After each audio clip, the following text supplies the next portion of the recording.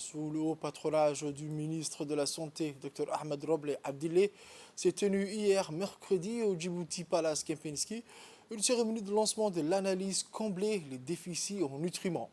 Outre le ministre de la Santé, cet événement a également vu la participation de la ministre des Affaires sociales et des Solidarités, Mme Oulouf Ismaël Abdo, de la représentante du Programme alimentaire mondial à Djibouti, de la représentante du Fonds des Nations Unies pour l'enfance et des cadres également des différents départements concernés par la question de l'équilibre alimentaire et de la nutrition. Cette cérémonie s'est déroulée sous le thème pour une alimentation saine et nutritive et une amélioration du capital humain. Cette journée s'est poursuivie jusqu'en fin d'après-midi avec des discussions, débats et échanges sur les processus qui pourraient être informés par les FNG. Et la journée s'est clôturée avec l'identification préliminaire des scénarios de modélisation. En effet, la nutrition étant un pilier crucial du développement d'une nation saine et productive, une bonne nutrition améliore le développement physique et cognitif, prévient les maladies et augmente la productivité de la population active. Et de ce fait, améliorer les régimes alimentaires, en particulier des enfants et des femmes, apporte des avantages immédiats et à long terme en matière de santé, d'éducation et d'économie. Enfin, l'analyse combler le déficit nutriments combine une revue de la littérature secondaire avec une analyse des données basée sur l'optimisation linéaire pour mieux comprendre les facteurs locaux ayant un impact sur la disponibilité, le coût et l'abordabilité d'une alimentation nutritive.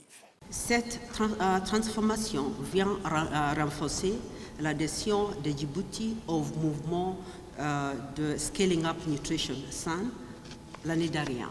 La nutrition de tous les citoyens est un facteur crucial pour le développement social et économique. Il y a notamment la nutrition en cours des 1000 premiers jours chez enfants qui est déterminante pour tout le reste de sa vie. Et je suis vraiment fière d'être ici aujourd'hui avec les excellences et nos collègues de PAM et les autres agences pour être ensemble, pour démarrer le processus de lancement de Field Nutrition Gap. Et pour nous, à l'UNICEF, c'est vraiment très important de comprendre et de travailler sur cette analyse parce que ça va nous donner les options de comprendre mieux les coûts de nutriments et aussi comprendre mieux les analyses des repas journaliers des ménages, mais aussi des enfants. Et ça va nous donner l'option de faire des modélisations pour comprendre mieux comment cette enquête, cette étude peut informer notre programmation de nutrition. On a déjà commencé à démarrer une coordination multisectorielle et je suis vraiment heureuse d'être en présence de plus de secteurs que seulement la santé et la nutrition parce que ça va impliquer tous les autres secteurs aussi. Pour nous, à l'UNICEF, j'ai déjà parlé avec l'équipe technique, ça va aussi être un outil pour nous informer de l'allaitement maternel exclusif. Et je crois que la combinaison de toutes les interventions et aussi de comprendre mieux la budgétisation de ce processus va nous donner un bon chemin pour le travailler ensemble. La nutrition, c'est d'abord une question de santé. C'est d'abord une question qui doit être résolue parce que c'est une question quand même assez scientifique. Et nous, en tant que ministère des Affaires sociales et des Solidarités, nous ne sommes pas un ministère spécialisé, mais nous sommes un ministère transversal. Nous venons appuyer l'action du gouvernement dans le renforcement du capital humain dans son ensemble. Qui dit capital humain, on parle surtout d'éducation, on parle surtout de santé. Comme on est habitué de le dire dans la plateforme avec mon collègue de la santé qui avait assisté également avec nous, puis la grossesse de la femme enceinte, comment elle est, est-ce qu'elle est en bonne santé? C'est la bonne santé de la mère qui est en situation de grossesse qui va définir l'enfant à naître et comment il va naître. Donc tout le processus justement vient donc du renforcement du capital humain.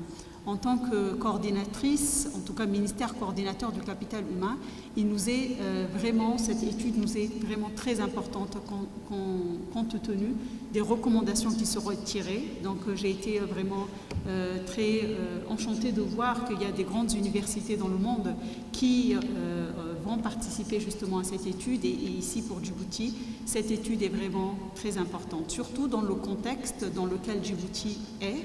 Nous sommes vraiment face à plusieurs chocs. Nous sommes vraiment d'un pays de contingence. Nous sommes face à plusieurs chocs. Et également, le problème, c'est que nos populations également sont des populations nomades. Et l'accompagnement au niveau santé, au niveau éducatif n'est pas aussi évident que d'autres populations. Donc toute la problématique et tout l'intérêt est là. Et c'est pour ça que je suis vraiment très positif et très enchantée de connaître la fin de cette étude, de connaître les recommandations. Parce qu'une fois que les recommandations seront tirées, je pense que comme nous travaillons en étroite collaboration avec le Programme alimentaire mondial et l'UNICEF à Djibouti, nous faisons tous les jours justement ce travail de livrer et de délivrer des paniers alimentaires pour que les familles vulnérables puissent se nourrir convenablement. Fill Nutrient Gap, c'est une étude très très importante qui va nous permettre de savoir les gaps en matière de nutriments qu'il y a au niveau de l'assiette de chaque Djiboutien. Ceci est très très important. Comme vous le savez, au niveau du capital humain, le problème de nutrition, la malnutrition, qu'elle soit aiguë ou chronique, est un facteur très important.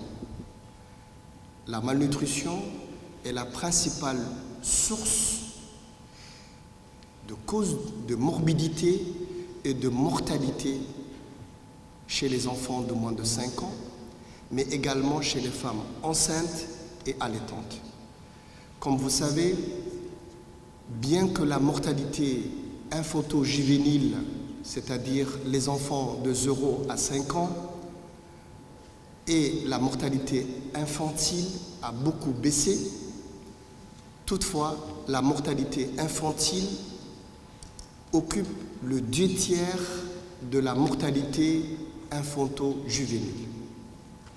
Et la malnutrition est la première cause de morbidité et de mortalité chez ces enfants-là. C'est pour ça que cette étude vient à un point nommé, elle vient à un bon moment, c'est pour pouvoir corriger les gaps. Et c'est une étude fort intéressante qui va nous permettre de voir le bien-être de la famille. Et par la suite, il faudra corriger, il faudra améliorer, et ça, c'est le volet, bien sûr, multisectoriel, et le ministère des Affaires sociales et de la solidarité est bien sûr très impliqué, et nous sommes ensemble pour pouvoir vaincre ce fléau qui touche les enfants, nos enfants de moins de 5 ans, mais également, surtout, les femmes enceintes, les femmes allaitantes, mais également les adolescents,